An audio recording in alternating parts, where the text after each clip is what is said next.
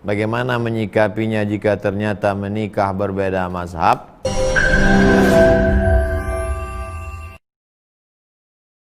Jangan lupa subscribe, like, and share.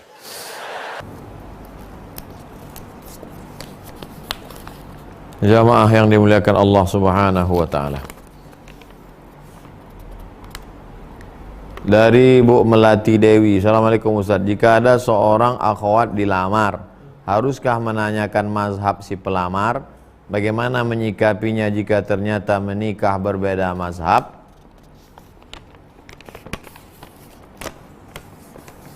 Kalau saya lah jadi perempuan, datanglah laki-laki melamar, saya suruh bapak tuh nanya dulu, tanya dulu sama abang tuh, Pak, boleh tak maulid Nabi? Ada berkelahi gara-gara itu. Maulid dibid'ahkannya, baca Barzanji bid'ah, baca Simtud Duror bid'ah, baca Tala al-Badru alaina bid'ah. Apa tak melayang kopi itu ke muka dia kan? Jadi nampaknya sepele nih, tapi penting. Jadi saya sarankan ke adik-adik akhwat, perlu kau tahu apa mazhab laki-laki itu. Kalau mazhabnya ahlul bid'ah, tak usahlah, carilah jamaah Ustadz Adi Hidayat aja. Begitu melatih. Jadi ini bukan masalah simple nih, nampaknya simple aja, sederhana. Ini kan cuma perbedaan mazhab. Dari awal udah berbeda, dari subuh udah berbeda. Subuh misalnya akhwat nih subuhnya pakai kunut, dia tak pakai kunut. Nanti pas ditanya, abang kok nggak pakai kunut bang? Terserah aku lah, aku kan imam.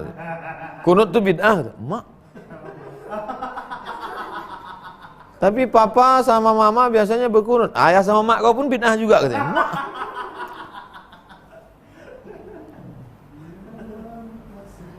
Jadi kalau ada orang yang menganggap itu sederhana, ya nggak apa-apa. Tapi bagi saya itu tak sesimpel itu, tak sederhana. Nanti meninggal misalnya datukmu, mati opung kau misalnya, itu mau buat tahlil, bang, abang nggak ikut tahlil, bid'ah. Kalian satu rumah tuh, ustadz-ustadznya tuh semua masuk neraka tuh, kan bahaya itu. Kalau siap antum, kalau saya tak ada menghasut, tak ada, saya cuma ngasih tahu aja. Dua, Pak Abdul Halim. Nah, dekat nih sama Abdul Somad. Bagaimana cara mengasih tahu orang tua yang melarang anaknya nikah karena sang calon perempuan berbeda suku dengan laki-laki? La ilaha illallah Muhammadur Rasulullah. Sampai hari ini masih mempermasalahkan suku lagi.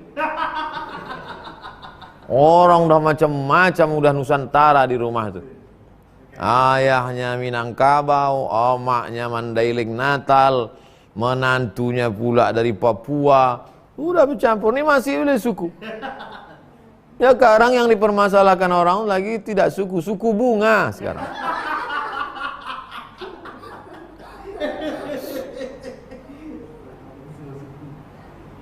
Bagaimana cara memberitahu orang tua yang melarang anaknya menikah karena sang calon perempuan berbeda suku dengan laki-laki? Bu, bapak, Nabi Muhammad SAW datang untuk menghilangkan kasta-kasta. Ketika Nabi SAW datang, maka saat itu yang paling rendah sukunya adalah orang Habasyah Abyssinia berkulit hitam. Maka turunlah ayat, wala amatum mu'minatun khairum min musyrikatin walau a'jabatskum. Wala amatun, budak hamba sahaya berkulit hitam, mu'minatun, asalkan dia beriman, khairun, lebih baik, mim musyrikatin, daripada orang musyrik, walau a'jabatkum, walaupun dia mengagumkan, kaya, putih, cantik, tapi kalau dia musyrik, bagus yang hamba sahaya kulit hitam. 14 abad yang lalu. Masih ada orang macam ini hidup lagi di abad 20. La ilaha illallah Muhammadur Rasulullah. Memang jahiliyah belum berakhir. 3. Pak Wahyu, Ustadz, ketika orang tua memalsukan data tempat tinggal agar anaknya masuk sekolah negeri dengan sistem zonasi atau melakukan sogok ke pihak sekolah, apakah akan berdampak terhadap ilmu yang didapat anaknya selama di sekolah negeri tersebut? Aturan pemerintah ini banyak ditanyakan ke orang saya. Bagaimana Ustadz masuk ke satu negara tak pakai paspor? Bagaimana masuknya pakai visa turis? Bagaimana? Termasuklah ini. Bagaimana pakai zona, nipu pakai alamat kota, padahal orang luar untuk supaya dapat zona ini. Sesungguhnya kita menganiaya hak orang lain, kan begitu ceritanya. Misalnya zonanya dibatasi Pekanbaru. Ada orang tinggal di Rimbo Panjang. Pas mendaftarkan anak, dipakainya alamat orang di Pekanbaru supaya dia masuk zona Pekanbaru. Padahal mestinya dia di sana. Sesungguhnya dia perbuatannya itu bukan masalah melanggar aturan negara nih, tapi masalah dia sudah berbuat zolim, aniaya. Dia mengambil jatah orang Pekanbaru. Jadi kalau kita zolim, kata Nabi, ittaqu zulma, takutlah kamu pada perbuatan zolim, fa inna zulma zulumatun yaumal qiyamah.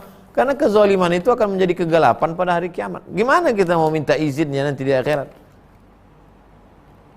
Jatah yang diterima 40, 39 sudah. Semestinya yang ke-40 anak dia, tapi karena kita menganiaya orang. Kalau bisa hidup nih, tak usah banyak-banyak, 3 aja. Makan halal, bersih makan, bersih hati, ingat mati. Tak usah banyak-banyak kaji. Bersih makan, bersih hati, ingat mati. Insya Allah selamat. Itu apa bubuih beramal? Makan haram, hati busuk, tak ingat mati. Ustadz, lain yang ditanya, lain yang dijawab. Kami kan nanya tentang sekolah, kok ceritanya makan? Loh, setelah sekolah ini nanti kan dapat ijazah kuliah kan untuk kerja. Makannya haram. Bersih makan, bersih hati, ingat mati. Siapa yang panjang kaji? Tapi besok tetap ngaji.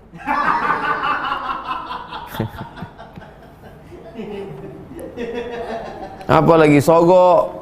Yang menerima sogok kenapa? Mau makan. Yang menyogoknya apa? Mau makan juga. Kenapa dia nyogok? Supaya anaknya masuk. Habis itu ujung-ujungnya kerja, ujung-ujungnya gaji, ujung-ujungnya duit, ujung-ujungnya makan. Yang nyogok mau makan, yang disogok juga mau makan. Calon bupati, wali kota, gubernur, presiden, menteri, BUMN, nyogok, polisi, tentara, hakim, pengacara, mau ikut masuk, nyogok. Untuk apa? Supaya lulus makan. Yang nerima itu juga mau makan. Makan, bersih hati, ingat mati. Singkat aja ngaji ini. Ini bos zikir nih, tikap itu, ini. Makan haram, otak busuk, hati berulat. Bukan lama hidup nih. Heran saya menengok orang yang tak ingat mati. La haula wala quwata illa billah. La ilaha illallah Rasulullah. Mau mati kita ni semua. Jadi jangan gara-gara ini besok tak ada masuk kerja. Sunyi kantor-kantor besok. Gara-gara enggak masuk kalian. Kita mau mati ni semua, Pak. Bunda Hasril, Ustadz, apa hukumnya jika seorang ayah tak menafkahi anaknya dari anak umur 3 bulan, sekarang sudah umur 12 tahun?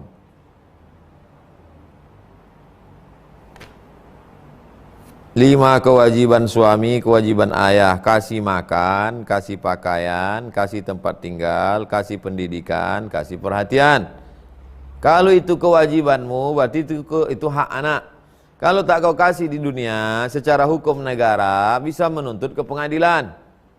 Kalau secara hukum akhirat, maka nanti dia dituntut di akhirat. diambil anak sama ibu inilah sholat si bapak itu, puasanya, umrohnya, hajinya, zikirnya, baca Qur'annya, habis semua. Jadi di dunia dapat, di akhirat dapat. Kalau ibu ikhlas membesarkan anak ini, mendidik dia, menyekolahkan dia jadi orang dia, alhamdulillah. Kalau ibu tak mau, ibu tuntut ke pengadilan, ibu bisa dapat. Begitu Bu, Bunda Hasril. Terakhir Pak Asyar. Ustadz, apa hukumnya orang yang futur berdakwah? Semangat berapi-api, tiba-tiba tak sesuai dengan kenyataan, down. Itu yang disebut dengan futur. Hilang semangat dalam berdakwah.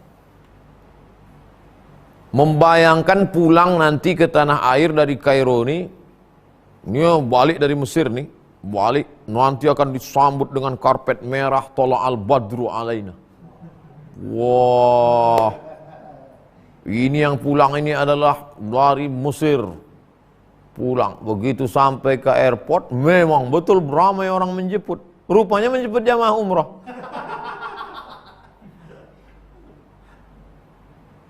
Berharap nanti di kampung akan dimuliakan orang, akan ada yang ngasih tanah, akan ada yang ngasih buatkan pesantren, akan ada yang ngasih anak gadis. Rupanya janda lapuk pun tak dapat. Akhirnya down, merajuk, pergi dari kampung. Akhirnya tak mau lagi ceramah, tak peduli lagi pada agama. Ini keliru. Seolah-olah dia menganggap Islam ini butuh dia. Islam tak butuh, tak perlu pada engkau. Wa may yanqalib ala aqibai, siapa yang meninggalkan agama ini, fala yadurrallaha syai'a, Allah tak rugi walau sedikit pun, wa sayajzillahu syakirin, Allah tetap memberikan balasan pada orang yang bersyukur bagi yang beramal. Makanya hidup yang real, yang sesungguhnya itu ya di sini. Dakwah yang sesungguhnya itu ya di sini, yang di tanah air ini. Berapa banyak orang yang mumtaz di kelas teori, tapi di tanah lapang rasib, gagal. Saya termasuk yang dianggap orang tidak mumtaz di masa kuliah. Ya biasa-biasa aja. Oleh sebab itu maka the real kenyataan dakwah itu adalah di sini. Oleh sebab itu adik-adik yang masih di kampus, yang di organisasi, boleh semangat. Tapi jangan habiskan semangat di situ sampai 100. Begitu lain dengan kenyataan, akhirnya down. Jangan. Nah, biasa-biasa aja. Hidupi, yakini bahwa akan menghadapi kenyataan, bahwa kita akan berhadapan dengan tantangan-tantangan. Jadikan tantangan itu sebagai pemicu bangkit adrenalin. Tunjukkan semangatmu. Jangan sampai futur. Orang yang futur tuh berarti rusak. Bukan akhlak, orang yang futur itu bukan akhlaknya rusak, akidahnya, tak lillah. Oleh sebab itu bangkitkan lagi semangat, kembali lagi berdakwah, karena nahnu du'at qabla kulli syai'. Kita ini adalah da'i sebelum jadi apapun. Sebelum jadi apapun, kita adalah da'i. Ad-da'i ilallah, mengajak orang ke jalan Allah. Kalau jadi anggota dewan, itu nomor 2. Nomor pertamanya da'i. Maka dengan anggota dewan itu dimanfaatkan untuk dakwah. Kalau jadi bupati, gubernur, wali kota, itu nomor 2. Yang pertama adalah jadi da'i. Jadi kepala dinas itu nomor 2. Pertamanya adalah da'i. Maka dengan dinas itu dimanfaatkannya untuk ke jalan Allah. Jadi apapun kita, itu profesi kedua. Profesi pertama kita adalah mengajak orang ke jalan Allah. Bukan mengajak orang ke jalan partai. Bukan mengajak orang ke jalan ormas. Bukan mengajak orang ke jalan mazhab. Mengajak orang ke jalan Allah. Ud'u ila sabili rabbik, ajak orang ke jalan Allah bil hikmah, dengan santun, wal mau'izatil hasanah, suri tauladan yang baik. Kalau ada orang perlu beri debat, wajadilhum, debat dia billati hiya ahsan, dengan cara yang santun. Itulah kaji kita malam ini, mudah-mudahan bermanfaat.